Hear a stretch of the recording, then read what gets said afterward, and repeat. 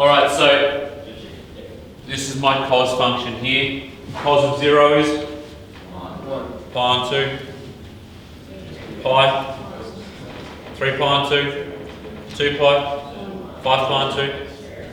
And then here we've got this the exact same jet except for what happens in quadrant 2? You're following along so you know. That's maybe a hint for next time. Negative. It'll be negative 1 on root 2. I had someone ask me before about why it's represented as, this is a negative, negative root 2 on 2. Is that the same as that? It's just been rationalised, where they multiply both the top and the bottom by root 2. So just be aware of that. I like to do it as 1 on root 2 because it is how we get it from our triangles. And then we fill that out and off we go. Cool?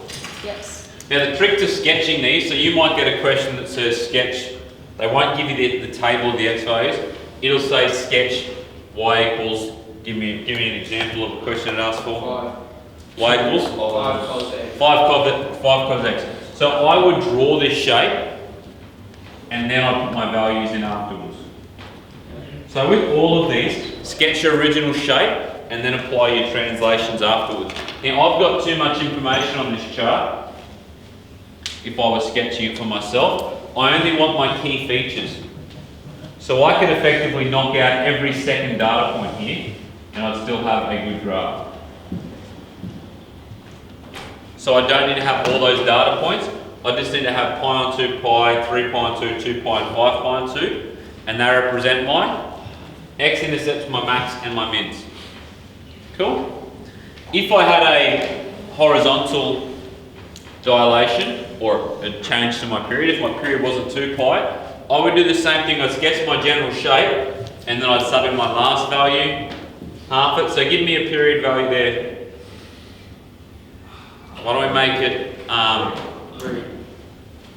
so I'm sketching here, this is the function I'm sketching.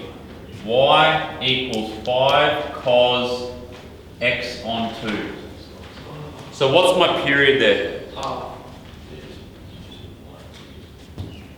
2 pi on b. What's my b? What's b? 1 on 2. So what's my period now?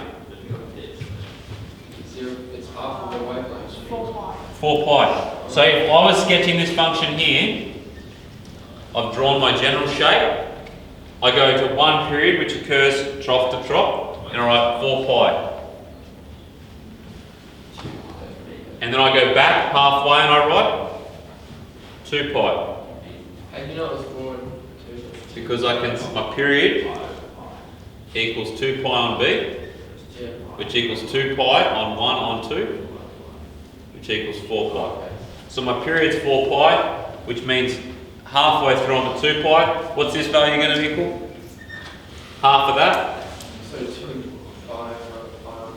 Will we get a calculator for these? Nope. And that'll be 3 pi. Cool?